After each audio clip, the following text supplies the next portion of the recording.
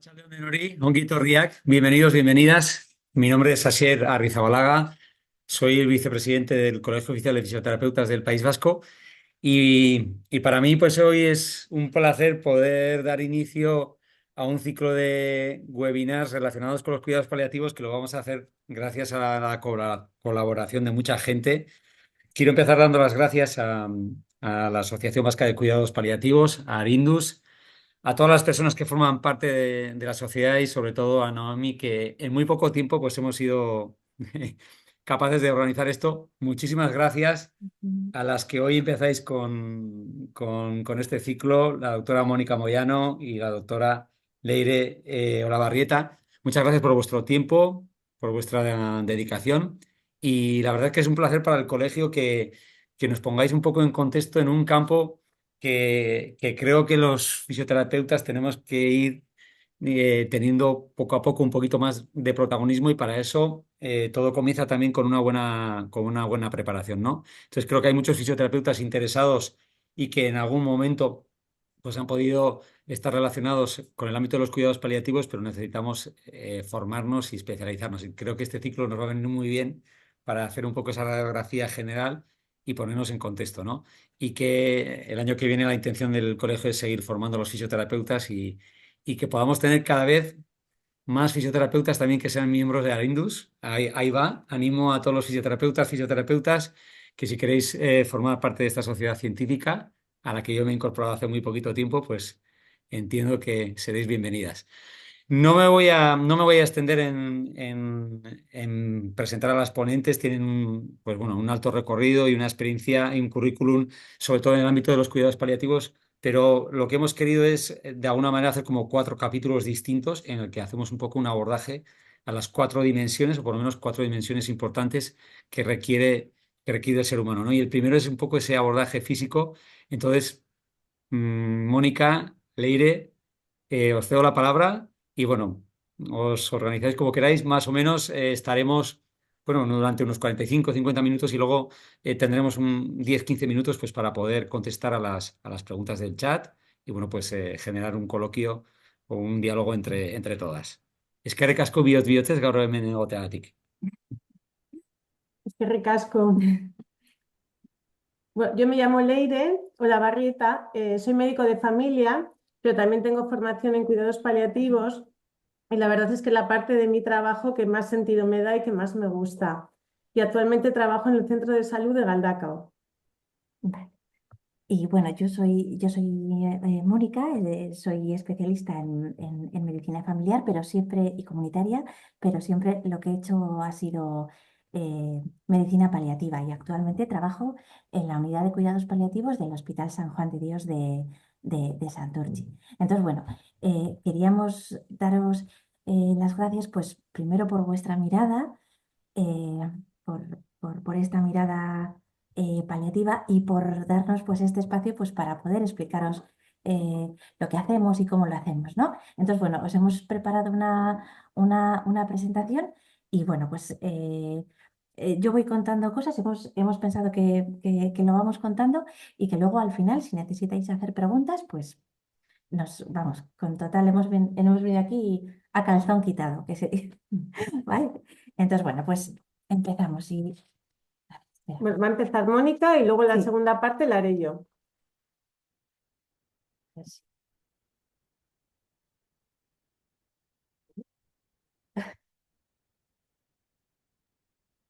bueno, pues empezamos primero por saber qué son los cuidados paliativos, ¿vale? Entonces, pues bueno, los cuidados paliativos son un tipo de atención o de enfoque que tiene como objetivo, eh, sobre todo, la calidad de vida de la persona que padece una enfermedad crónica, progresiva, avanzada e incurable, ¿vale? Además, nuestra atención no va a ser solo para la persona que tiene la enfermedad, sino que va a ser para su familia y para su entorno. Entonces, súper importante, la unidad a tratar siempre es el paciente y su familia o su entorno, ya sean amigos, ¿Vale? ¿Y cómo hacemos esto? ¿Cómo mejoramos la calidad de vida de estas personas con estas enfermedades avanzadas?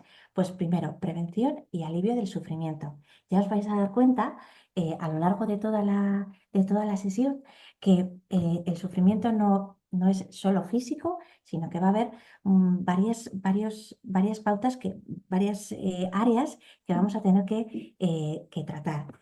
Aspectos físicos, emocionales, aspectos sociales y aspectos espirituales también.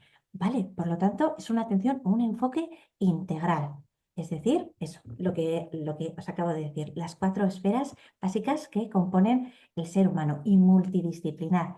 Es decir, tenemos muchos especialistas que entre todos, no cada uno en su parcela, sino que entre todos lo que hacemos es buscar eh, esa calidad de vida. O sea, la calidad de vida se construye en equipo. Entonces, médicos, enfermeras, eh, trabajadores sociales, psicólogos, los fisios, sois muy importantes, ya os vais a dar cuenta, ¿vale? Voluntarios, muy importantes, un trabajo entre todos.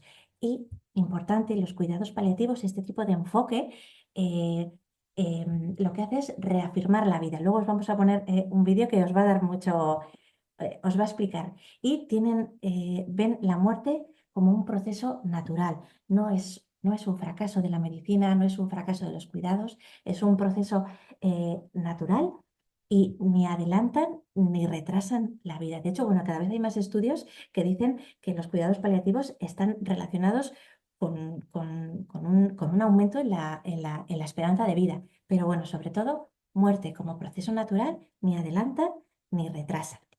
Y ya que hablamos de la muerte, bueno, pues os he puesto estas 4 trayectorias que puede tener un poquito la enfermedad crónica avanzada. Es verdad que cada trayectoria tiene algunas cosas más especiales, pero cualquiera de las cosas que os voy a contar se puede aplicar a cualquier trayectoria, excepto esta de aquí, muerte súbita, ¿verdad? Mira, aquí en el eje vertical tenemos la situación funcional, desde buena a mala, y aquí en el eje horizontal tenemos el tiempo.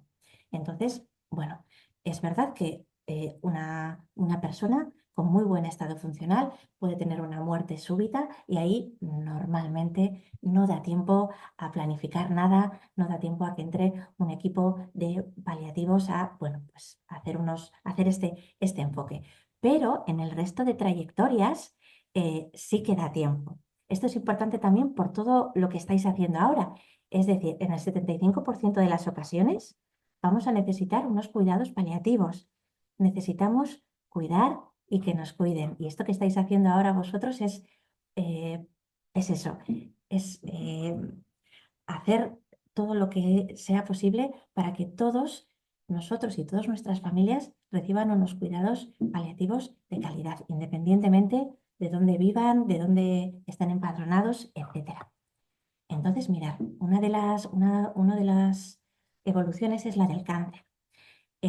La persona con un cáncer avanzado, y esto si no está trabajado genera mucho desconcierto en las familias, suele estar vamos, en un equilibrio más o menos con un cáncer avanzado, ¿eh? Y de repente cae en picado.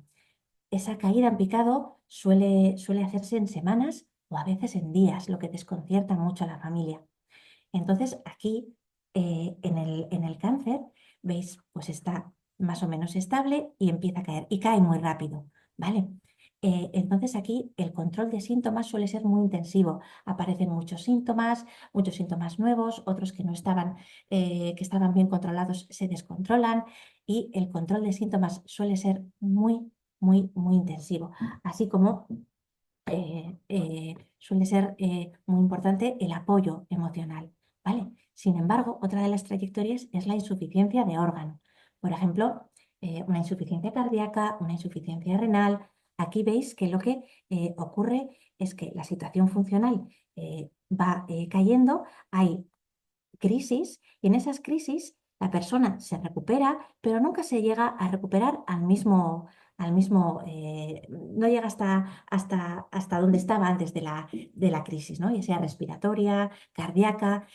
Entonces, cuando hay una insuficiencia de órgano, el deterioro suele ser más progresivo, suele ser más larvado y establecer un pronóstico como en el cáncer suele ser más complicado, ¿no? Entonces aquí es muy importante en todos, pero es muy importante la planificación de cuidados. No sabemos cuándo va a ser, salvo que esté muy descompensado, no sabemos cuándo va a ser la última crisis, no sabemos si esta infección respiratoria es la última o no. Entonces es muy difícil para cuando no está anticipada la mirada, cuando no nos hemos anticipado, es muy difícil que en una crisis, salvo que esté muy descompensada, es muy difícil que el paciente, la familia, puedan tomar decisiones con respecto a un enfoque exclusivo de confort.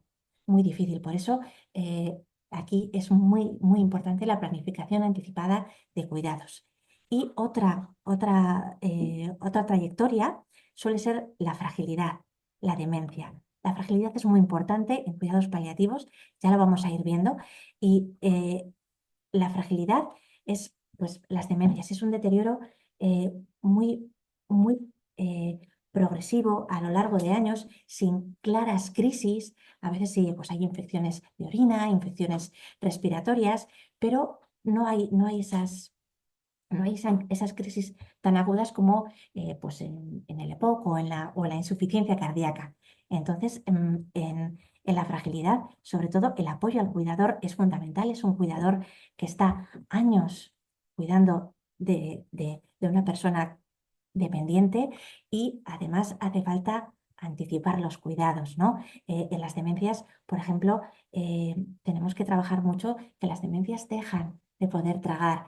Y si eso ocurre y, y su entorno no está preparado, es muy difícil que puedan asumir de la noche a la mañana que la persona, por no comer, no va a empeorar, sino que no comer, en este caso, es un reflejo de cómo está su cuerpo por dentro. Esto necesita mucho trabajo. Por eso, bueno, os decimos tanto Leire como yo que os agradecemos mucho que nos deis este espacio porque creemos que es muy importante que todos en el equipo, todos podamos anticiparnos. ¿Vale? Acordaos, en el 75% de los casos vamos a necesitar cuidados paliativos. ¿Vale? ¿Paliativo es lo mismo que terminal? Bueno, pues al principio, hace años, los pacientes que llegaban, por ejemplo, a la unidad, eran pacientes que estaban en situación de últimos días o en situación de últimas semanas. Hoy en día, paliativo no es lo mismo que terminal, afortunadamente, ¿vale? Y los cuidados paliativos intentamos introducirlos de forma precoz, a veces con un pronóstico de años, ¿vale? Hoy en día, los tratamientos para el cáncer han cambiado muchísimo y diagnósticos de cánceres avanzados que antes tenían un pronóstico muy corto, ahora con tratamientos mejor tolerados también tienen una calidad de vida muy buena y un pronóstico, una vida también más larga, ¿no? Entonces no es igual a terminal. Y lo que ya venía anunciando un poco con el tema, por ejemplo, de la oncología, los cuidados paliativos ni contraindican ni limitan tratamiento. Lo que vamos a hacer es enfocar la mirada, adecuarlo pues, a la situación del paciente, a su situación global, a su situación social. Hay muchos tratamientos que si el paciente está solo en casa no se pueden administrar y eso también, bueno, condiciona qué tratamientos se dan y qué tratamientos no se dan, pero no contraindican ni limitan tratamiento. Lo que hacen los cuidados paliativos, lo que hacen es identificar qué persona tiene necesidades paliativas. Las necesidades paliativas son aquellas que surgen como consecuencia de una enfermedad crónica avanzada sin posibilidad de cura. Esas son, ¿vale? ¿Y cómo se da salida a estas necesidades? Acompañando al paciente, tanto al paciente como a la familia, ¿vale? Entonces, bueno, bueno, gran diapositiva. A ver, aquí tenemos, como veis, la película de la vida, ¿vale? Y a partir este es nuestro depósito de gasolina que todos tenemos y conforme va avanzando el tiempo, nos vamos haciendo más mayores, nuestro depósito va bajando, ¿vale? aquí está muy, muy a tope primaria con la prevención, ¿vale? Prevención, obesidad, sedentarismo, ejercicio físico regular, dieta, ¿vale?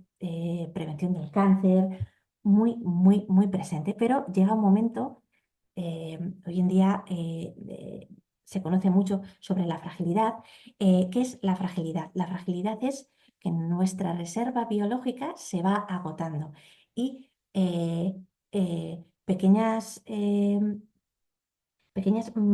agresiones o pequeños cambios, como puede ser pues, una caída, como puede ser una infección de orina, generan cambios muy grandes en nuestra situación funcional. Eso es la fragilidad. ¿Vale? La fragilidad está asociada pues, a, patologías como la diabetes, como el cáncer, al sedentarismo también, y está asociada también a la edad. ¿Vale? Lo que ocurre es que hay una activación constante de nuestro sistema inmune y eso hace que nuestro sistema inmune libere, bueno, mensajeros químicos que lo que hacen es, pues, por una parte, sobre todo importante para los fisioterapeutas, lo que hacen es bajar, hace que las proteínas se catabolicen más y eso hace que la masa muscular pues bueno, se deteriore mucho, que haya mucha más, pues que la persona esté mucho más inestable. También puede ocurrir que tolere mucho menos el ejercicio físico y desplazamientos que antes se podían hacer, ahora ya no se hacen. La absorción de nutrientes empeora, aparece la anemia, aparece también, pues bueno, falta de apetito. Eso es lo que es la fragilidad. Es una baja reserva biológica. ¿Vale? Entonces, ya veis aquí que conforme luego veremos cómo se puede calcular la fragilidad, pero en un principio tenemos un enfoque curativo, pero según la fragilidad va aumentando, se mezclan el enfoque curativo y el enfoque paliativo. Y cuando la fragilidad ya es máxima, se prioriza el enfoque paliativo. ¿Vale? Antes los pacientes, lo que os decía, nos llegaban aquí justo pues con una persona ya muy encamada, postrada en cama, que ya no realizaba ingestas en una situación de últimos días o últimas semanas. Y ahora lo que queremos es anticipar aquí, lo que es muy importante y es lo que estáis haciendo hoy vosotros, es cuando esa fragilidad ya está en una fragilidad intermedia, contactar, hacer una mirada paliativa. Ya veis que los objetivos terapéuticos, según la fragilidad va aumentando, van cambiando. Y si la supervivencia es un objetivo prioritario cuando la fragilidad es inicial, cuando es una fragilidad media, priorizamos la funcionalidad y siempre, siempre, por supuesto, el bienestar de la persona. Cuando es una fragilidad muy avanzada, ya el objetivo es el bienestar, ¿vale? Tanto del paciente como de la familia, ¿vale? Entonces, bueno, pensar en la fragilidad nos ayuda a introducir aquí la mirada paliativa, nos ayuda a poder anticipar, poder tener estas conversaciones que os comentaba antes, que con las diferentes trayectorias de final de vida son importantes mantener con la persona que padece la enfermedad, con la familia, es importante para anticiparnos, ver las necesidades, los miedos, las inquietudes, qué les preocupa, qué no les preocupa. A veces nuestras necesidades, las necesidades del equipo asistencial, no son las mismas que las del paciente. Entonces, muy importante, anticipar la mirada. Bueno, y esta es Cicely Saunders. Cicely Saunders, bueno, os leo. La experiencia total del paciente comprende ansiedad, depresión y miedo, la preocupación por la pena que afligirá a su familia y a menudo la necesidad de encontrar un sentido a la situación, una realidad más profunda en la que confiar. Cicely nació pues, un poco antes de la Segunda Guerra Mundial, falleció en el 2005, creo, y esta mujer es la pionera mundial a nivel de cuidados paliativos. Fue enfermera Después, pues por problemas de salud tuvo que, se hizo trabajadora social y bueno, pues fue advirtiendo, fue la primera que habló del dolor total, es decir, que no solo es un dolor físico, sino que el miedo, la incertidumbre, la soledad, la sensación de carga, la preocupación de qué va a ser de mi hijo cuando yo no esté, todo eso genera, genera sufrimiento, genera malestar. Y ese malestar, aunque hoy estamos centrados en el malestar físico, ese malestar, ese dolor total, por supuesto, influye negativamente en el dolor físico y en el control de síntomas. Es la primera que habló del dolor total. Ella tuvo un paciente polaco, que, bueno, pues que fue para ella eh, muy especial. Y este paciente polaco, David Tasma, le dio a ella, pues en la época, le dio 500 libras para que ella pudiera organizar un sitio donde morir en mejores circunstancias, ¿no? Y Cicely Saunders es es la mujer que fundó el movimiento Hospice, que antes, bueno, pues eran residencias donde las personas iban a fallecer, estaban en situación de últimos días o últimas semanas, y hoy en día lo que tenemos aquí parecido son las unidades de cuidados paliativos, aunque ya sabéis que las unidades de cuidados paliativos no ingresan solo en últimos días o en últimas semanas. Tenemos también los equipos de soporte a domicilio y tenemos también los centros sociosanitarios con un enfoque paliativo.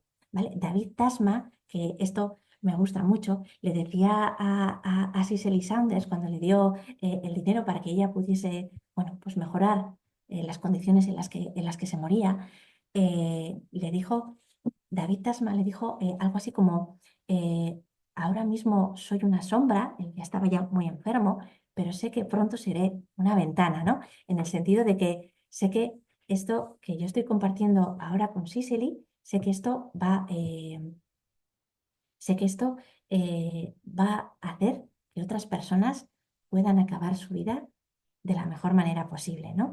Entonces, bueno, nos parecía muy acertado hablar de ella hoy aquí, ¿vale? Dolor total. Dolor total es dolor físico, dolor emocional, social y espiritual, ¿no? Acordaos que os decía al principio, los cuidados paliativos son un enfoque integral. Esto es lo que quiere decir integral, ¿vale? Si solo está el médico, solo está la enfermera, al final se queda cojo. O si solo hacemos control de síntomas exclusivo, se queda cojo.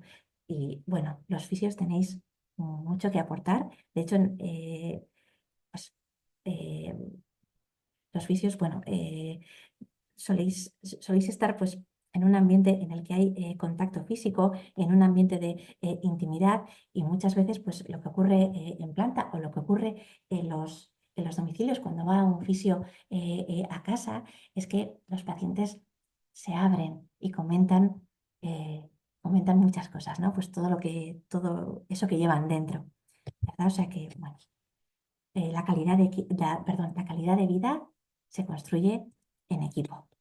Este es el libro de Cicely Saunders, que si a alguien pues, le interesa, lo podéis descargar de forma gratuita en la Fundación Pia Aguirreche, y ahí están pues todas las sesiones, bueno, pues todo lo que hizo Cicely Saunders, ¿no? Con respecto pues, al movimiento hospice, a todos los pacientes que ella atendía, y sobre todo pues a cómo es importante no solo quedarnos con lo físico, sino también importante, emocional, espiritual y social. Os vamos a poner un vídeo ahora, a ver si lo pongo bien, y luego, si queréis, compartimos, ¿vale?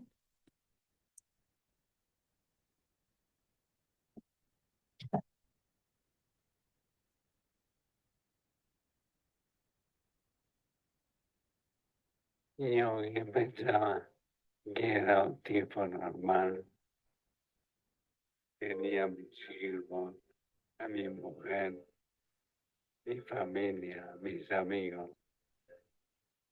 También tenía mi trabajo, mis aficiones, mis proyectos, mis ilusiones, hasta mis logros tenía. Creía que era dueño de mi vida y de las cosas de mi vida. Creía que mi vida era mía. Qué ingenuo. Lo tenía todo, pero no lo sabía.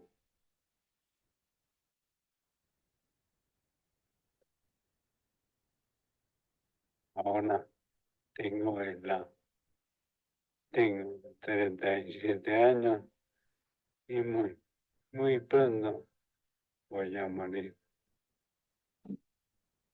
Estuve realmente muy furioso con esto. Lloré mucho y sentí una profunda pena por mí. Me sentí perdido en medio de la oscuridad. Me sumergí en el más profundo caos, en la más horrible de mis pesadillas. ¿Sabes? Yo creía que tenía respuestas para casi todo y sin embargo, en ese momento, todas mis preguntas habían cambiado.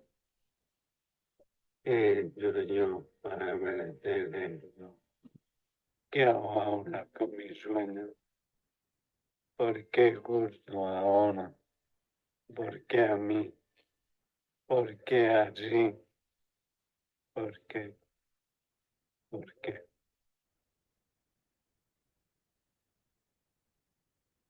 No sé por qué, pero eso ya da igual.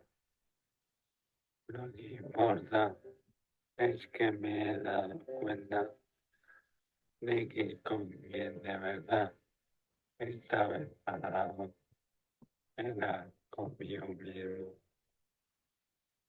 ¿Por qué no di siempre mi 100%? ¿Para qué? ¿Para cuando guardé lo mejor de mí? Aquí estuve esperando. ¿Por qué me quedé callado? Aquel día cuando quería gritar, ¿por qué me rendí tan pronto? Cuando aún me quedaba fuerza, porque pensó mal hacer lo correcto y hacer lo que realmente sentía, porque fue más importante dar una buena imagen y dar un buen abrazo. Estaba en la vida, sí, pero con los ojos cerrados, tanteándola hacia, había olvidado que era lo realmente importante para mí. Había olvidado quién era yo. Soy un tipo normal y voy a morir. Eso es algo que ocurre a diario y no hay nada que pueda hacer para evitarlo, pero no me voy a conformar. Yo quiero ser extraordinario y voy a ser extraordinario, pero no por cómo muero, sino por cómo vivo.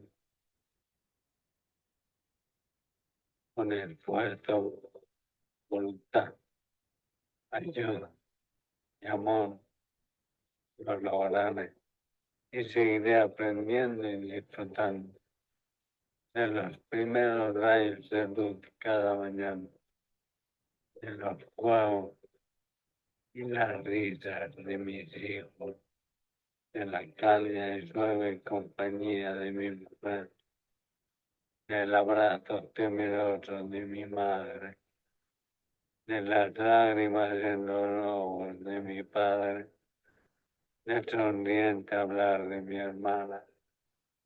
Ahora sí,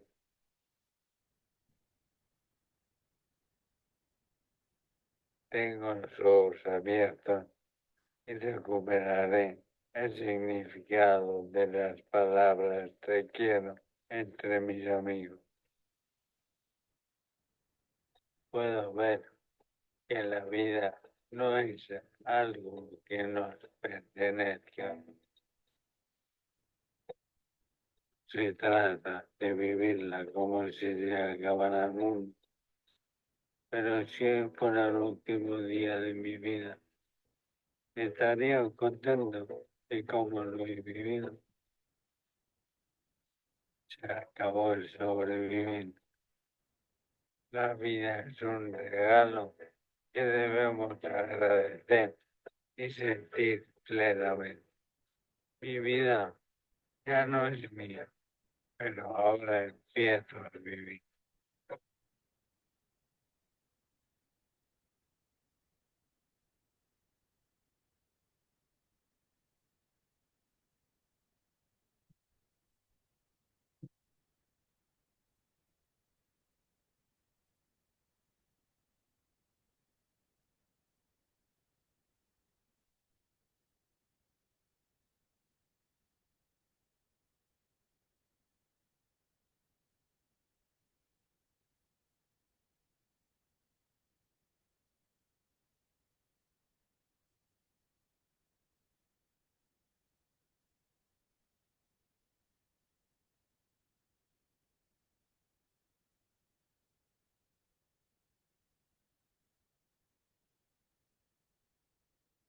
No sé si alguien, porque no veo...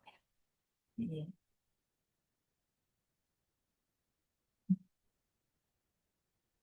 no sé si alguien quiere decir algo o o preferís esperar a...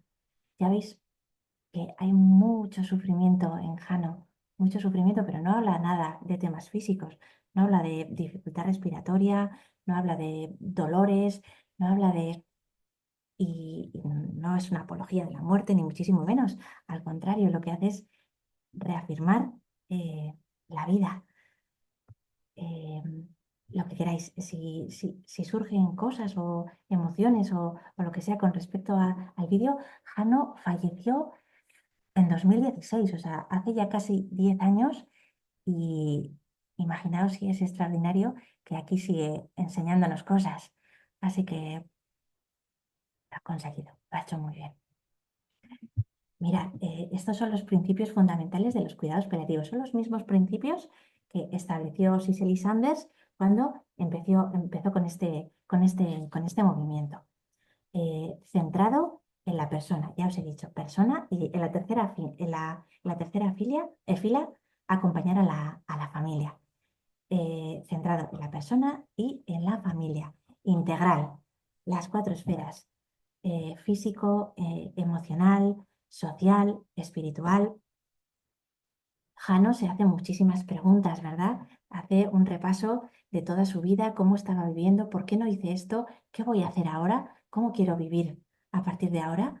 Se hacen muchísimas preguntas que pues están muy enfocadas en la esfera espiritual, ¿no? Y luego interdisciplinar, inter y multidisciplinar, ¿vale? Es decir, no es que cada profesional, el médico por un lado, los fisios por el otro, esté cada uno en su parcela. No.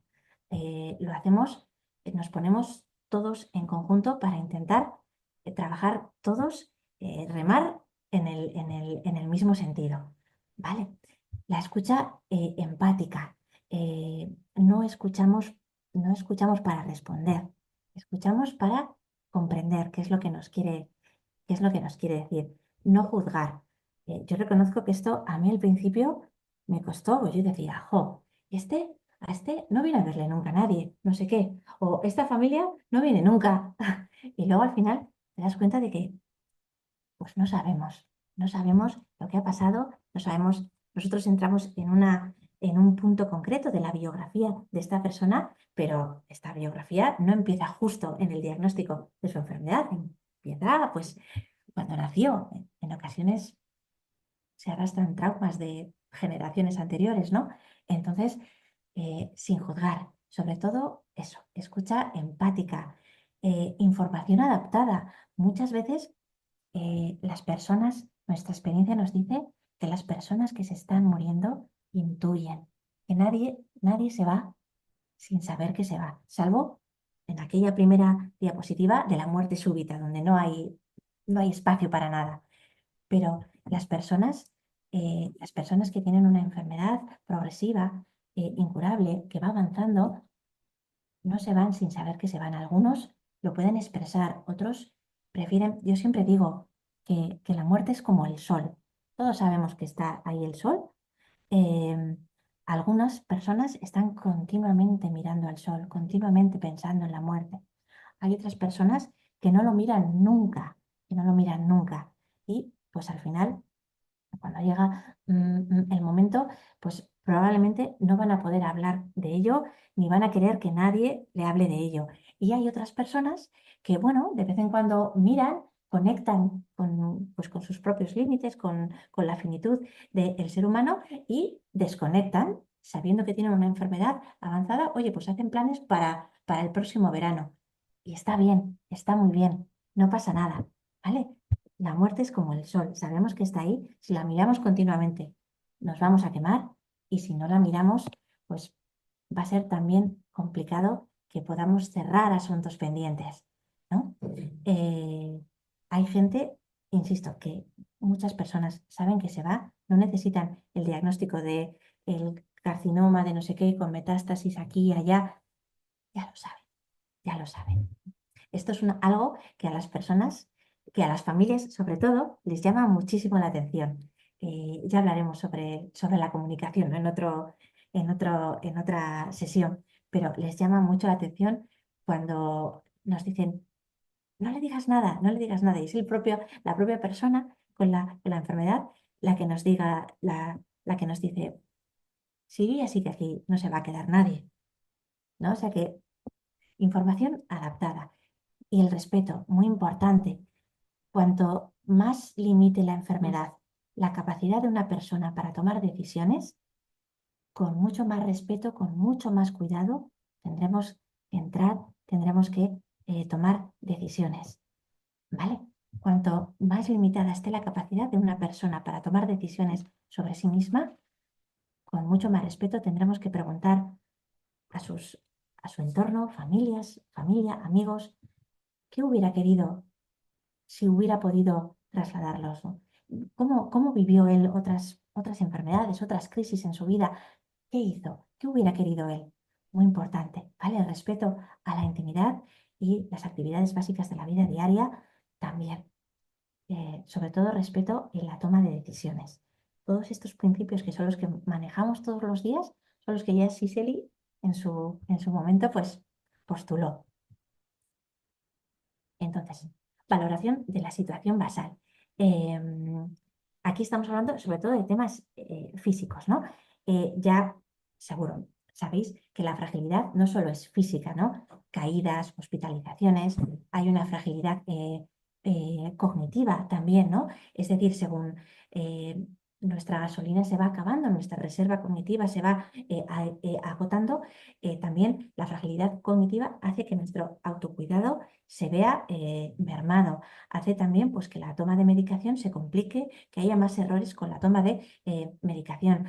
Hace que sea mucho más frecuente el delirio, ¿no? Ese fallo cerebral agudo que se instaura. Está también la fragilidad emocional. Yo puedo sentir vergüenza por lo que me está pasando o porque necesito ayuda para ir al baño y eso hace que me aísle. Eso hace que tenga pues que mi sufrimiento, añadir más sufrimiento a todo lo que ya me está pasando, ¿no? Puede haber también una fragilidad social, un adulto anciano que tiene su capacidad física disminuida, probablemente se va a poder mantener independiente más tiempo si tiene una buena red de apoyo, una buena red de cuidados, ¿no? Entonces, aquí estamos hablando sobre todo de la fragilidad física, pero como veis, hay fragilidad pues, en todos los aspectos del ser humano. En la fragilidad, pues valoramos mucho el mini-mental, ¿no? Vemos aquí, desde el punto de vista cognitivo, orientación, lenguaje, memoria, cálculo, las praxias, ¿no? Ya que un mini-mental bajito nos está diciendo ya que hay mucha fragilidad, ¿verdad? Y lo mismo pasa con el bártel, con las actividades básicas de la vida diaria, ¿no? Comer, lavarse, vestirse, ir al baño, continencia. Un bártel bajito ya nos está diciendo que la reserva funcional, que nuestra reserva biológica está bajita y eso nos ayuda a anticipar la mirada, ¿vale? Fragilidad, es una foto pues muy bonita, muy bonita. ¿Por qué es importante la fragilidad en cuidados paliativos? Primero, para identificar lo que se hablaba antes, las necesidades paliativas, aquellas que surgen como consecuencia de una enfermedad crónica, avanzada, sin posibilidad de cura, ¿vale? Nos permite identificar la fragilidad e introducir una planificación de cuidados. Hace que nuestra comunicación con el paciente, con la familia, sea mucho más fluida que si entramos justo cuando, a veces no queda otra, pero justo cuando entramos en situación de últimos días. Nos permite adecuar tratamientos. Acordaos que según la fragilidad, el objetivo asistencial puede ser la supervivencia, puede ser mantener la funcionalidad o puede ser el confort exclusivo. Y también personalizar los tratamientos, muy importante. A veces nos parece que porque tenga 35 años tenemos que intentar todos los tratamientos posibles que la medicina, de los que dispone la medicina. Y también puede ocurrir que porque tenga, solamente fijándonos en la edad, tiene 85 años, por ejemplo, nos parece que ya no tiene que tener acceso a ningún tipo de tratamiento. Ver la fragilidad nos permite evitar el abandono y nos permite entrar en el encarnizamiento terapéutico, ¿vale? En aplicar medidas que son absolutamente fútiles y que prolongan el proceso de morir, pero no prolongan la vida. Entonces, muy importante la fragilidad en cuidados paliativos, la mirada paliativa. Insisto, todo lo que estáis haciendo ahora. Y esta es esta tabla, nada, simplemente para que os suene, sirve pues para ver cómo de frágil es una persona, ¿no? Y como veis, pues al final está todos los dominios que hemos ido viendo, ¿no? Actividades básicas de la vida diaria, cognitivo, emocional, social, síntomas graves, enfermedades, como de avanzada está la enfermedad, ¿no? Y con esto nos da, nada, pues esto hay calculadoras, nos da entre 0 puntos y 1 punto, y 1 punto, perdón, ¿vale? Y ahí pues según entre 0 y 1 podemos ir viendo si estamos hablando de una fragilidad inicial, intermedia o avanzada. Y según ello, cuáles son nuestros objetivos asistenciales. Siempre teniendo en cuenta las necesidades y los deseos de la persona que padece la enfermedad, ¿vale? Esto, bueno, esto por si queréis, pues saber dónde podemos consultar esta diapositiva, esta calculadora de la fragilidad. Las caídas, estos son, es una banderita roja porque ya nos está hablando de que 2 o más caídas son 2 o más caídas en un año, nos tiene que hacer pensar que la reserva biológica está muy disminuida, ¿vale? Y que hay que revisar todo eso, ¿vale?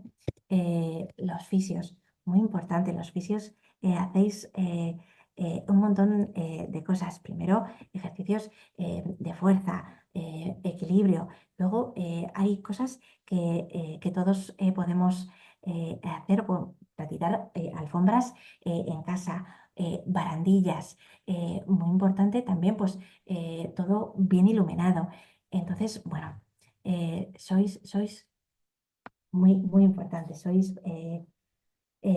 parte del equipo. Entonces, bueno, esta es la primera vez que yo hago, si he hablado muy rápido, me decís, Bien. pero os paso con Leire, que va a seguir comentando sobre Bueno, yo me voy a centrar más ahora en la dimensión física propiamente, en los síntomas. Entonces, hay una escala que se llama la escala ESAS, que nos sirve para reconocer síntomas que son frecuentes en final de vida y para medir su intensidad. Cada síntoma se evalúa desde el 0 hasta el 10. Entonces, nos sirve para saber la situación con la que nos encontramos al paciente y también para conocer la respuesta a los tratamientos. Se va pasando esporádicamente, ¿vale? Y luego también es muy importante conocer si estos síntomas afectan a la calidad de vida de la persona en el sentido de que le resultan limitantes para hacer las actividades de la vida diaria. Respecto a los síntomas más frecuentes, el más frecuente de todos es la astenia.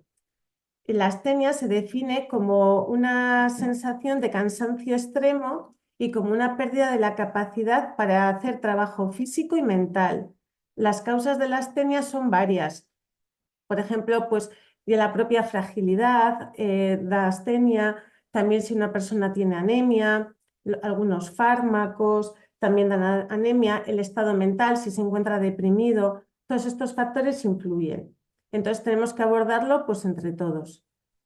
Bueno, lo que podemos hacer, pues bueno, la fisioterapia, minimizar desplazamientos en el sentido de que si la persona tiene poca energía, pues le podemos recomendar que pues, pase la mañana igual un poquito recostado y en reposo y que guarde esa energía para la tarde para estar con las visitas. También puede resultarle beneficioso hacer mindfulness, yoga, una música un poquito alegre. Y es muy importante descartar que no sea esta astenia el efecto adverso de algún fármaco o que sea debido a la interacción de varios fármacos. Luego, los corticoides se utilizan como estimulantes, ¿vale? En el caso de la astenia, pero son un poco peligrosos porque si se utilizan durante más de 4 semanas pueden generar inmunosupresión y además a largo plazo generarían más cansancio, con lo cual los corticoides se pueden utilizar como estimulantes, pero cuando queda un pronóstico de vida de 4 semanas. Otro síntoma frecuente es el dolor. Primero tenemos que aclarar qué tipo de dolor es el que predomina, porque el dolor puede ser de distintos tipos. Por ejemplo, el dolor somático es fácil de reconocer porque está muy localizado. Es, por ejemplo, el dolor de cuando nos duele un músculo o un hueso. Luego, el dolor visceral es otro tipo de dolor que tiene otras características. Es más cólico. Por ejemplo, se exacerba de repente mucho y luego parece que se atenúa. Y luego hay un dolor que suele ser más difícil de controlar, que es el dolor neuropático. El dolor neuropático normalmente lo describen como una sensación de descarga o de quemazón o de calambre o de acorchamiento. Y bueno, pues hay que describir muy bien qué tipo de dolor tienen. Luego, es importante conocer desde cuándo tienen el dolor, qué es lo que les ayuda a estar mejor, qué es lo que les empeora el dolor, si mejora con el reposo o no mejora con el reposo, si es un dolor localizado o si se irradia. Y luego es muy importante en estos pacientes que pasan a veces mucho tiempo encamados o sin moverse, tener en cuenta que esta situación de falta de movilidad es generadora de rigidez y de dolor. Entonces, ¿cómo podemos ayudarles? Pues con fisioterapia, con masajes, con aromaterapia, aplicación de calor o frío, minimizar desplazamientos también, analgésicos, pues podemos empezar utilizando paracetamol, ibuprofeno con cuidado, porque más de 5 días puede resultar peligroso. Y luego utilizamos mucho medicamentos del grupo de los opiáceos, la morfina, el fentanilo, tanto vía oral como en parches, de muchas maneras, o sublingual. Luego, para el dolor neuropático utilizamos adyuvantes. Adyuvantes son medicamentos que por sí mismos no es que sean analgésicos, pero nos vienen muy bien para bajar el umbral del dolor neuropático. Y para eso utilizamos antidepresivos y antiepilépticos.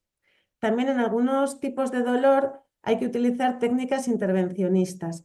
Por ejemplo, en el dolor de las metástasis óseas va muy bien hacerles una radioterapia que igual no es que sea curativa, puede ser una radioterapia paliativa. Y luego también a veces pues hay que hacer infiltraciones y otro tipo de técnicas así ya que se hacen en la unidad del dolor. Otro síntoma puede ser la disnea. La disnea es una sensación de falta de aire. Ellos lo describen como ahogo o asfixia, como que no pueden respirar. Y la disnea está asociada a varios procesos, por ejemplo, insuficiencia respiratoria, insuficiencia cardíaca, también la anemia puede generar disnea, una anemia severa. También, por ejemplo, que haya una compresión de estructuras respiratorias por un proceso tumoral o que por un proceso neurodegenerativo pues hay una afectación de la musculatura respiratoria. Entonces, en este tema, cuando vemos a alguien con disnea, son muy importantes las medidas no farmacológicas. La ventana está puesta adrede porque en los hospitales siempre se busca ponerles cerca de la ventana, porque una corriente de aire puede ser muy aliviadora. Entonces, si no hay ventana, también se puede utilizar un ventilador o incluso un abanico. Que haya un ambiente sereno, pues también es beneficioso, ¿vale? Lo que hemos dicho antes, economizar esfuerzos al moverse y al hacer transferencias.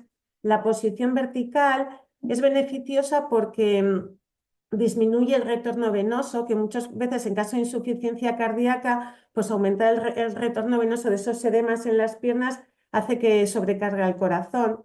Y luego la propia posición vertical también favorece la respiración porque los músculos diafragmáticos están más acomodados.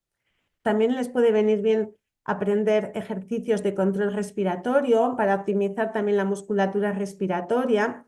Y luego pues hay que optimizar tratamientos ya dirigidos al proceso que está ocasionando la disnea, como pueden ser diuréticos, inhaladores, corticoides. Muy importante, ahora mismo que estamos en plena campaña de gripe, aconsejarles que se vacunen, porque una infección respiratoria pues, puede ocasionar mucha afectación a estos pacientes. Luego, a veces el oxígeno en casos en los que claramente con el pulsiosímetro objetivemos una insuficiencia respiratoria. Y luego, un fármaco que alivia mucho, mucho la disnea es la morfina. A veces también lo asociamos con midazolam. Respecto a la ansiedad, ¿qué es la ansiedad? Pues la ansiedad es una respuesta física y mental a una situación que percibimos como amenazante.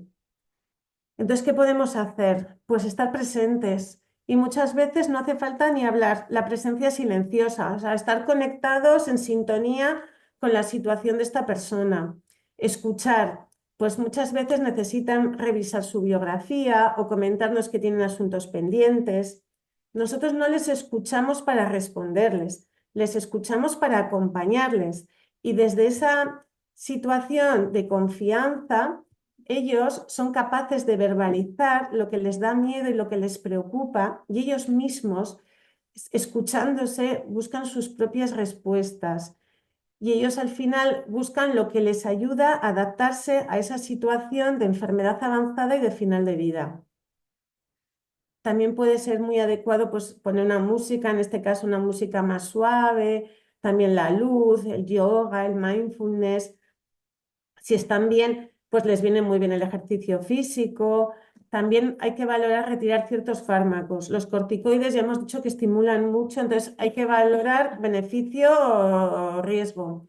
Y luego también, por ejemplo, los broncodilatadores tipo Ventolin, Terbasmin, también hay que valorar si realmente aportan más del nerviosismo que provocan. Y bueno, pues lo que hemos dicho, midazolam y antidepresivos. Luego, los vómitos y las náuseas. Los vómitos y las náuseas no siempre se pueden controlar. Se pueden controlar muchas veces en final de vida entre un 40 y un 80% de las veces. A veces puede ser un síntoma muy refractario y es un problema que ocasiona graves trastornos, porque debido a los vómitos, pues la persona puede entrar en un estado de deshidratación, de desnutrición, de alteraciones hidroelectrolíticas, incluso de broncoaspiración. Entonces, ¿cómo le podemos ayudar? Pues la posición es muy importante para que no aspire su propio vómito, si podemos incorporándolo hacia adelante y si no, pues en decúbito lateral. Luego es muy importante retirar el vómito, porque es que el vómito induce a más vómito. Y quitar también la comida que tenía pendiente porque el paciente ya lo asocia, ¿vale? Ventilar bien la habitación, evitar olores fuertes de cualquier tipo, facilitar que se lave la boca. Y luego, pues pasados 30 minutos podemos probar a ofrecerle bebidas y comidas frías, ¿vale? Porque esto se tolera mucho mejor cuando uno está nauseoso. Siempre priorizando la hidratación. Luego, también hay que revisar fármacos, porque, por ejemplo, los opiáceos pues generan náuseas. Otros muchos fármacos también. Entonces, siempre tenemos que tener esto presente. Y luego, pues hay medicamentos que se les dan explícitamente para quitar esta sensación nauseosa. La metoclopramida, que es el Primperan, y también el haloperidol. Respecto al estreñimiento, el estreñimiento se define como una situación en la que las heces son más duras, más escasas y se evacúan con más dificultad. Es un síntoma muy prevalente en personas con enfermedades avanzadas y sobre todo en personas mayores y también en personas con procesos oncológicos del aparato digestivo. En este caso, ¿cómo podemos ayudar? Bueno, aunque no lo he descrito aquí, es muy importante la privacidad. Necesitamos intimidad. Entonces hay que estar pendiente de esto y facilitarles a las personas que tengan su espacio y que estén a gusto.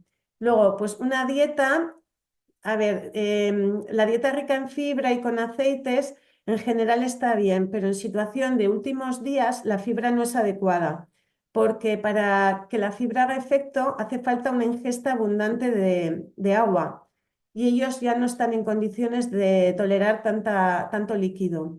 Entonces, en situación de últimos días no se hace una dieta con fibra, ¿vale? Lo del aceite puede estar bien, favorecer la hidratación también, que se muevan en la medida que puedan también. Muchas veces hay que combinar laxantes, a veces hay que poner 2 o 3 tipos distintos de laxantes y varias tomas diarias.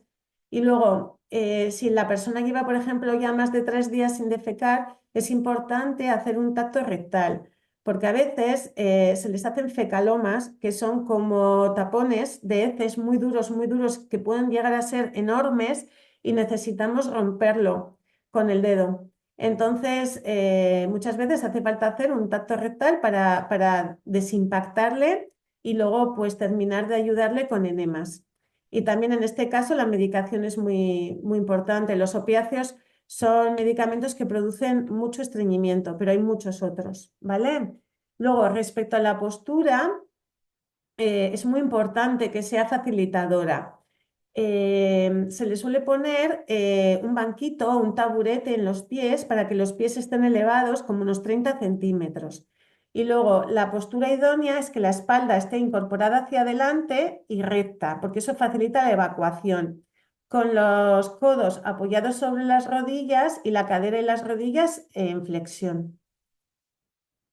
Luego el delirium. El delirium es un síntoma que aparece mucho en final de vida y que asusta mucho, la verdad.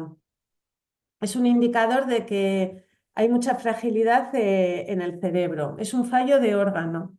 Significa que el cerebro ya está tan frágil que no es capaz de adaptarse a nuevas circunstancias.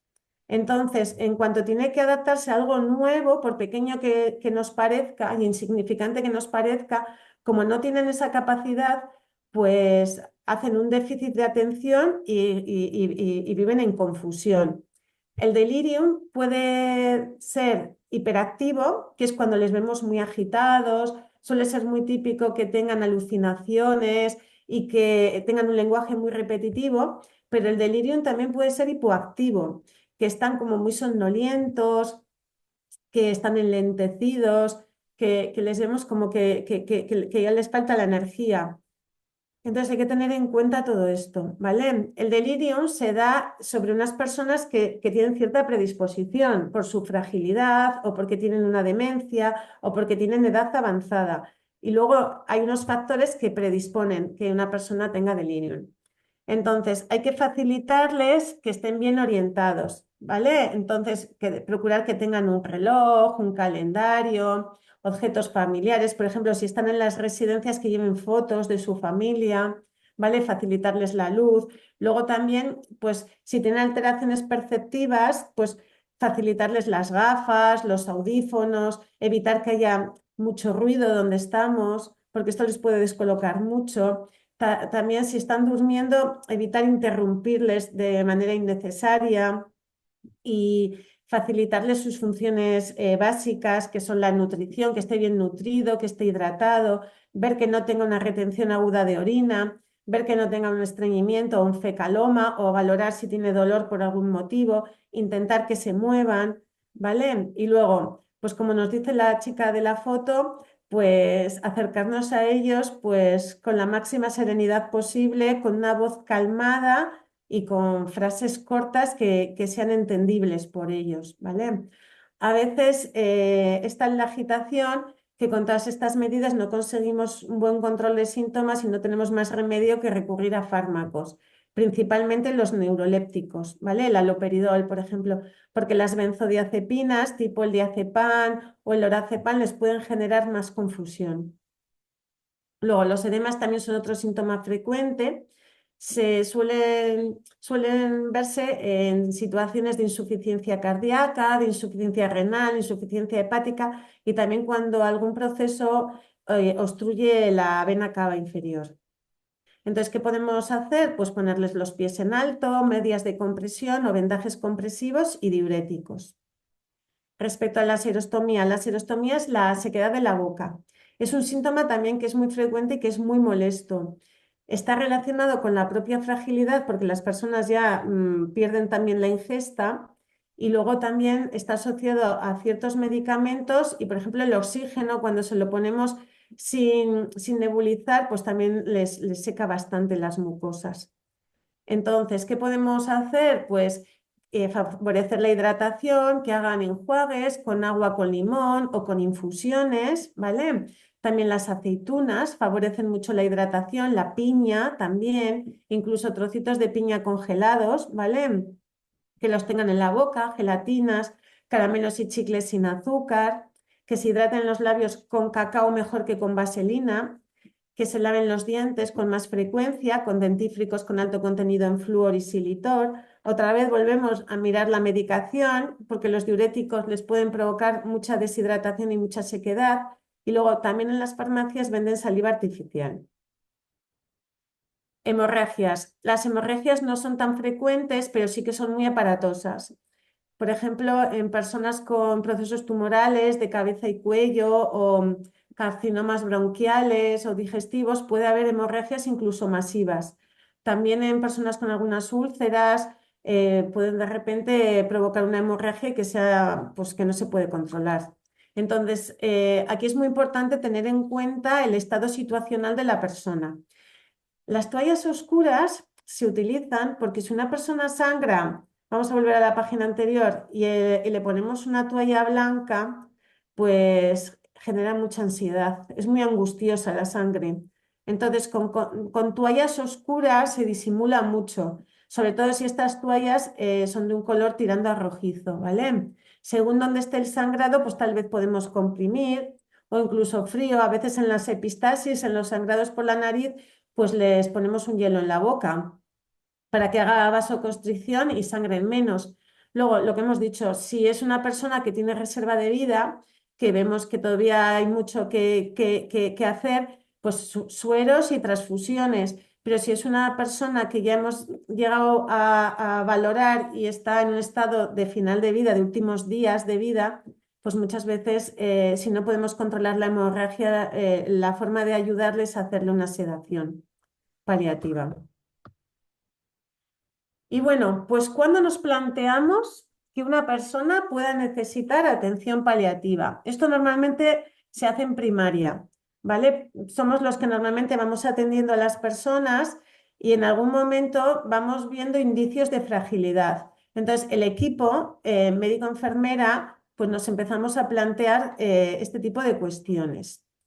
Y todo empieza por una pregunta, que es una pregunta, la pregunta sorpresa del instrumento NECPAL, es una pregunta que es muy intuitiva, pero que no solo luego la dejamos ahí, la confirmamos. Entonces la pregunta es, ¿se sorprendería si esta persona muriese a lo largo del año siguiente? Entonces, si la respuesta es que no me sorprendería, entonces esta persona puede ser un paciente NECPAL.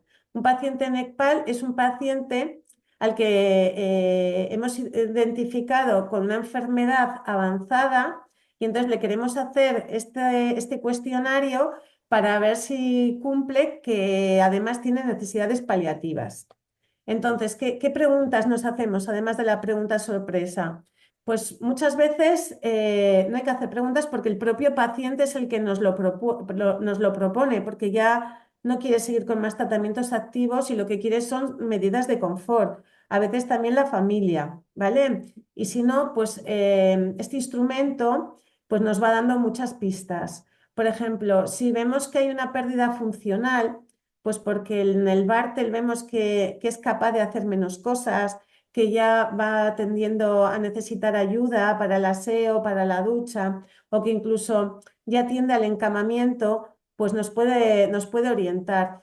Si hay una pérdida de más de 30% en el Bartel en 6 meses, es muy significativo. O si tiene un Bartel menor del 20%. Lo mismo pasa si hay un deterioro cognitivo muy brusco en 6 meses que vemos que no es reversible. Respecto al estado nutricional, si vemos que hay una bajada de peso mayor del 10% en 6 meses y que no hay manera de corregirlo, también nos da punto, ¿vale? La multimorbilidad, que veamos que no es que tenga una enfermedad, es que tiene varias enfermedades en situación muy avanzada. También si vemos que los síntomas que presentaba en la escala ESA, pues vemos que no somos, a pesar de haber establecido todas las medidas oportunas y de haber consultado con otros compañeros a ver si hay alguna otra opción terapéutica y vemos que no se le puede controlar, pues también es un paciente NECPAL, ¿vale? También si vemos que empieza a haber muchos ingresos, más de 2 ingresos en un año, pues también indican fragilidad, ¿vale? Y luego, pues los propios indicadores de enfermedad avanzada. En el caso de una insuficiencia renal, pues que tenga un filtrado glomerular menor del 10% o por ejemplo, que una insuficiencia cardíaca tenga ya una disnea de reposo. Todo esto son indicadores de enfermedad avanzada. Entonces, si nos hemos hecho la pregunta y hemos ya valorado los parámetros que puedan estar afectados, nos podemos hacer ya un diagnóstico de la situación de esta persona. ¿Os acordáis? Esto es la película de la vida de la persona. Entonces ya estamos entrando en la fase de necesidad de cuidados paliativos. Cuando hay 1 o 2 parámetros afectados, pues todavía es un estadio 1, pero en la medida que se van afectando más parámetros, ya la fragilidad es más llamativa y ya vamos viendo que le queda menos reserva de vida. Entonces, esto es muy importante para hacernos una idea de dónde estamos y de qué medidas son las adecuadas y las más prudentes en este caso. Luego, cuando ya tenemos el diagnóstico, pues hacemos un plan. Lo primero es necesario saber lo que la persona quiere saber de su enfermedad y de los tratamientos, porque tenemos derecho a saber y también a no saber, a delegar en otro representante. Hay que dejar en este plan queda reflejado en el ordenador, ¿vale? Para luego que sea compartido con otros compañeros cuando nosotros no estemos. Informamos de los deseos respecto a dónde quiere ser atendido, quién quiere que le represente, qué maniobras terapéuticas no está dispuesto a soportar, también los síntomas que tienen, las medidas que hemos adoptado y en qué medida le hemos mejorado, ¿vale? Todo esto es el plan de atención individualizado. Esto es importante porque cuando el equipo de atención primaria no está, nos hace el relevo el equipo Aringarri, ¿vale? Entonces nosotros les dejamos este teléfono, que en Vizcaya es el que figura en la imagen, y son los que nos van a dar continuidad cuando nosotros no estamos en el centro de salud, las noches y los fines de semana. Se puede activar de forma que sea el propio paciente, la familia del paciente los que llamen porque necesitan algo, o que sean los de Aringarri que les dejamos nosotros programado para que les llamen, ¿vale? Es importante, ya hemos visto, revisar medicación, porque por ejemplo las pastillas del colesterol ya no aportan, y luego pues también informarles de que existe el documento de voluntades anticipadas para utilizarlo en el caso de que ellos no sean capaces de expresarse por sí mismos, ¿vale? Y bueno, si hemos conseguido planificar, organizarnos y montar un buen equipo, el final de vida se puede hacer en casa, ¿vale? Y en el final de vida, si tenemos la situación controlada, pueden participar los niños.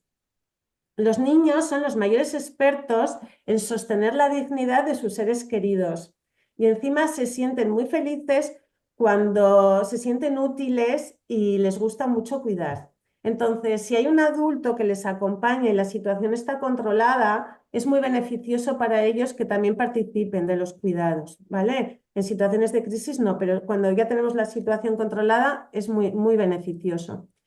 Para tener la situación controlada, pues lo que hemos repetido muchas veces, hay que trabajar en equipo, ¿vale? Desde distintas disciplinas, como nos ha dicho Mónica, pues sanitarios, también psicólogo, trabajador social, fisioterapeutas, asistente espiritual, voluntarios.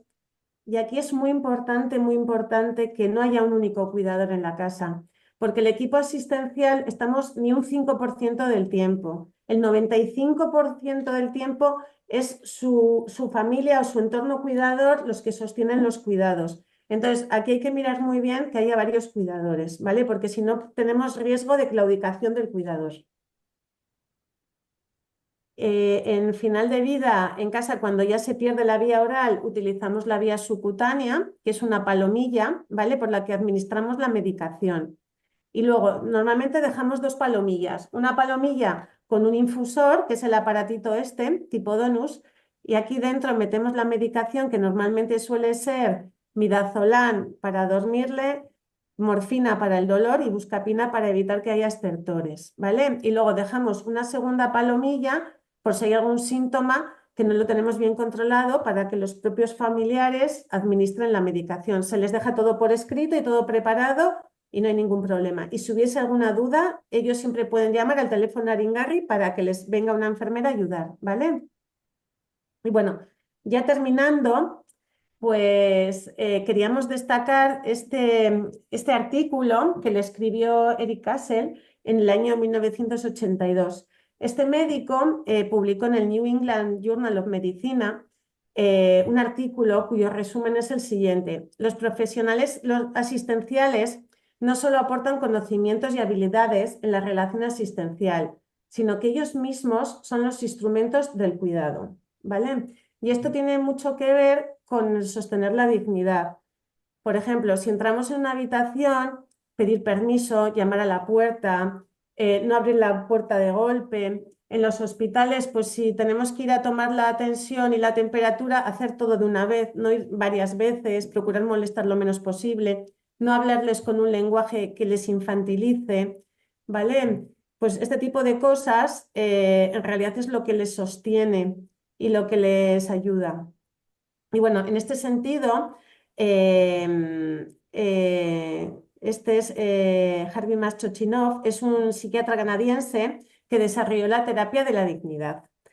El sentido de dignidad es un valor que es inherente a todo ser humano y que está muy conectado con nuestro sentido de identidad. Por eso es tan importante. Y esta frase me parece que lo representa muy bien.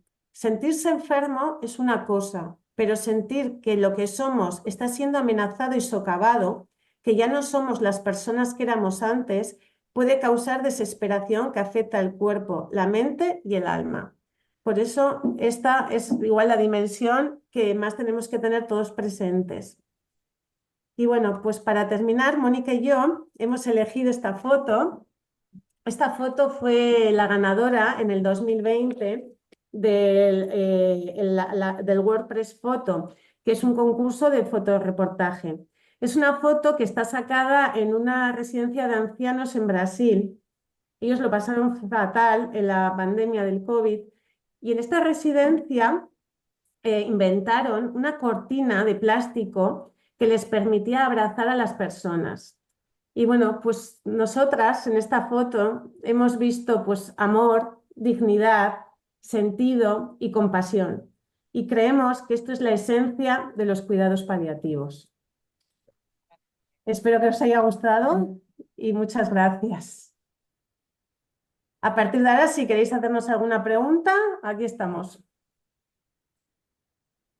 Os recordamos que si queréis os podemos abrir los micrófonos y las preguntas las podéis hacer o por el chat o levantar la mano y os abrimos los micrófonos, lo que vosotros prefiráis. Vale.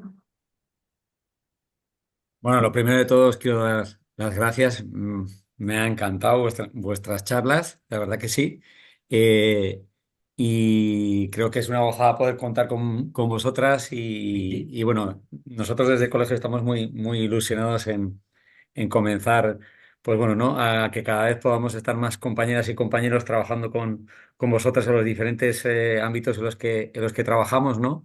Pero bueno, empezamos a tener cada vez más presencia en el ámbito de la oncología, bueno, en el ámbito del envejecimiento también cada vez tenemos más fisios que están trabajando, bueno, en las diferentes fases del envejecimiento, ¿no? Y también esa fase más, digamos, ya más frágil, ¿no? Más final de la vida. O sea que creo que es muy interesante el que podamos colaborar con vosotras y bueno, muy agradecido por vuestra ponencia y por vuestro tiempo, de verdad, me ha gustado mucho. No sé si, no sé si nos vamos a animar, vamos a aprovechar que tenemos unos minutitos para poder hacer preguntas. Yo os animo a todas las compañeras que estáis y compañeros que estáis ahí conectados que por favor os animéis a hacer preguntas. Todas a la vez no, ¿eh?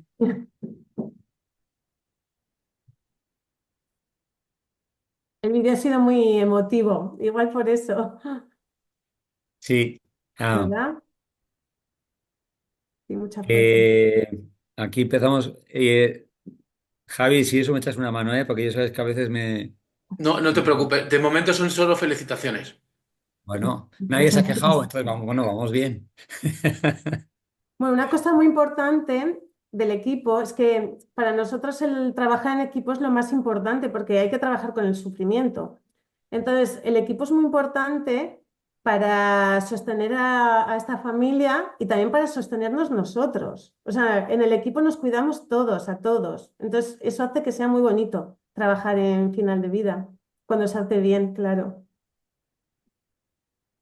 Sí, lo que dices, ¿no? Al final lo importante es que estemos todos bien, ¿no? Los que vamos a intentar ayudar, si no nos ayudamos nosotros mismos, si no estamos lo Eso mejor es. posible en esas situaciones igual, a veces tan complicadas, tan difíciles, pues no puedes dar tampoco de lo mejor de ti, ¿no? O sea que hay más que nunca el compañerismo, siempre en todos los equipos y sobre todo cuando estamos trabajando con personas que tienen problemas, ¿no? De salud, pues es muy importante que le demos lo mejor nuestro, pero sobre todo, pues en ese momento pues tan especial, ¿no? En el que estamos viendo ya, o están viendo, pues bueno, que es el final del camino, pues que le podamos dar nosotros lo mejor posible. Me imagino que vosotros ya lleváis muchos años trabajando en el ámbito de los cuidados paliativos. Eh, mm, ¿Cómo hay algún consejo o hay alguna manera, aparte de cuidaros muy bien vosotras, porque viviréis momentos pues en los que al final hay una cercanía, ¿no? Hay una gran cercanía, ¿no? En esos momentos en los que, bueno, pues para ellos sois las personas, digamos, de referencia en el que estáis ahí bueno, en esos últimos días, semanas, meses, lo que pueda ser, acompañándoles. ¿Cómo gestionáis esas emociones que a veces a lo mejor pueden generarse de impotencia, de tristeza, al ver que la persona está sufriendo, por mucho que sois conscientes de que le vais a ayudar a que lleve ese sufrimiento lo mejor posible? Me imagino que somos personas y habrá momentos también en los que tampoco estamos emocionalmente de la misma manera, ¿no? Tenemos nuestra familia, nuestros entornos, nuestras cosas. ¿Cómo, cómo se lleva eso? Me imagino con sus altibajos, ¿sois capaces de desconectar y cuando os vais a casa mm, no acordaros o no sé? Mm, em, Es muy difícil. Yo hay veces que lo consigo y hay veces que no lo consigo. Por eso es muy importante que podamos contar con el equipo y que podamos compartir lo que estamos viviendo. También eh, es muy importante cuando hablamos de la compasión hacia los demás, tener también compasión por nosotros mismos y saber que no pasa nada si no puedo. Saber que no pasa nada, reconocer cuando digo, jo, no sé qué me pasa con esta persona, no sé qué me pasa con esta familia, pero no lo puedo. Me conecta. con mi hermano, me conecta con el fallecimiento y entonces le voy a pedir a un compañero que por favor me eche una mano o que asuma él esto y yo eh, tener compasión de nosotros mismos y bueno, pedir ayuda es muy importante, pedir ayuda. Y sí, alguien había preguntado por aquí de si se da la situación de estar desbordado y tener que retirarse. Y sí, a veces hay que dar un paso atrás, a veces sí, y pedir ayuda a un compañero por nuestro bien, para nosotros poder seguir cuidando y por el bien del paciente y de la familia. A mí lo que más me ayuda ahora mismo es mi hijo. Entonces, pues es mi terapia, es mi terapia. Otros es la música, es muy importante desconectar y tener algo, tener cosas fuera del trabajo, sí. Y sobre todo pedir ayuda y contar con el equipo. Sí, ir acompañados y que o sea, también que nos cuiden a nosotros. Yo la verdad es que tengo más la sensación inversa, ¿eh? Yo tengo más la sensación de que esto me da mucho sentido en mi trabajo y que me llena un montón y que me llevo un montón de los pacientes y de las familias. O sea, me llevo unas reflexiones, unas conversaciones, o sea, es un regalo poder acompañar a las personas en el final, ¿eh? Es un verdadero lujo. Y que tienes la sensación quizás de que más que de dar tú, que igual estás Que recibiendo me dan, que me más de lo que dan. Yo das, ¿no? me llevo un montón de aprendizaje, de madurez. La verdad es que para mí es lo más bonito de mi trabajo, sin duda. Sí. Y bueno, tener presente la muerte, claro, porque para ayudar a adaptarse a una persona en el proceso de morir, pues tú también has tenido que pasar ciertas reflexiones y tener presente la muerte y la finitud, claro. Estar conectado con eso. John Eizaguirre pregunta si el número de Aringarri se puede llamar de Guipúzcoa Álava o cada provincia tiene el suyo. Cada provincia tiene el suyo. Ese es el de Vizcaya. No hemos traído los otros. Llamando a Osakidetza en cualquier teléfono, o sea, de urgencias de Osakidetza te lo darán. Bueno, el teléfono Aringarri lo activa normalmente el equipo sanitario que le atiende. O sea, cuando una persona, cuando ya se ha hecho el NECPAL y hacemos el plan individualizado de atención, es cuando activamos el teléfono Aringarri, porque el teléfono Aringarri les da como un trato prioritario. O sea, en vez de llamar al 112, que es el teléfono de emergencias, que no saben si llamas a la policía, a los bomberos o a quién, o el 94 400 000, que son las urgencias de Osakidetza, llamas directamente, este teléfono es aún más directo. Este teléfono te pone en contacto con una enfermera o enfermero que están en un centro coordinador con un ordenador y con la pantalla abierta leyendo el plan individualizado de atención de esta persona. Es como un trato más prioritario. Y eso lo activa el equipo sanitario que le atiende. Y entonces, en ese momento que se activa, que el médico y enfermera lo activan, es cuando se le da el teléfono de cada sitio, el que le toca.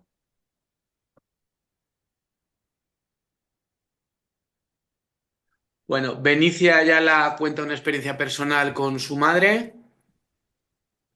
Y Esther reitera, que es la que os ha preguntado la situación de retiraros ante la pregunta anterior sobre si hay en algún momento la sensación de retirarse. Dice que si luego os cuesta volver a las rutinas habituales, entiendo que se refiere que hay mucha tontería, que realmente luego nos damos cuenta de las tonterías diarias. Sí, sí. Sí, a mí personalmente no me cuesta volver a la rutina en el sentido de que me tengo que cuidar para poder seguir cuidando. Entonces, es verdad que a veces me alegro un montón de que haya tonterías. Me alegro un montón de que haya tonterías y que me pueda... de que haya tonterías. Me alegro un montón.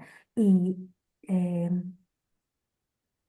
sí sí que es verdad que luego pues vemos situaciones, esto es importante para todos, yo creo situaciones que no podemos enderezar, que no podemos mejorar las circunstancias. Entonces la forma en la que sobrellevamos marca mucho el bienestar de la persona y de su entorno. Entonces, a veces la forma de sobrellevarlo, que es lo que hacemos todo y lo que intentamos hacer en equipo, es lo que marca la diferencia. Así que, bueno, a mí personalmente no me cuesta volver porque me encanta que haya alguna tontería de vez en cuando. Y Benicia, gracias por tu testimonio. Los cuidados en casa pueden ser muy complejos. Que sepáis todos que no es mejor un sitio que otro, sino que lo importante es que todos, el mejor sitio es aquel en el que tanto la persona como su entorno se sienten seguros. Ese es el mejor sitio. No es mejor un sitio que en otro porque se decida ingresar, no vais a dejar de cuidar, vais a seguir cuidando con un equipo 24 horas detrás y en casa lo mismo. El mejor sitio es donde todos estéis tranquilos. Así que gracias por compartir.